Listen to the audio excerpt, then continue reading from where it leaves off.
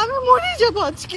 তো বন্ধুরা, এবার কিন্তু রাকিব হোসেনের বোন ঋতু হোসেন রাকিব হোসেনের টিম থেকে সরে যাইতে চাইলেন ঋতু হোসেন ইয়াসিন ও মিথিলার টিমে। তো বন্ধুরা, এবার তাহলে কি হবে রাকিব হোসেন টিমের? আজকের এই ভিডিওটি অনেক ইন্টারেস্টিং হতে চলেছে। আপনারা যদি রাকিব হোসেনের ফ্যান হয়ে থাকেন তো এই ভিডিওটি লাইক করে চ্যানেলটি সাবস্ক্রাইব করে সাথেই থাকুন। আর হ্যাঁ বন্ধুরা, ভিডিওটি না টেনে শেষ পর্যন্ত দেখতে থাকুন, তাহলে জানতে পারবেন আসল কাহিনীটা কি। তো বন্ধুরা, ঋতু হোসেন বর্তমানে বাংলাদেশের নাম্বার 1 ইউটিউবার রাকিব হোসেনের বোন হলো ঋতু হোসেন। দীর্ঘদিন যাবত রাকিব হোসেন টিমে কাজ করতেছেন। তবে সাম্প্রতিক এক অভিযোগে ঋতু হোসেন বলেন, আমার ভাই বউ পালি সব ভুলে যায়।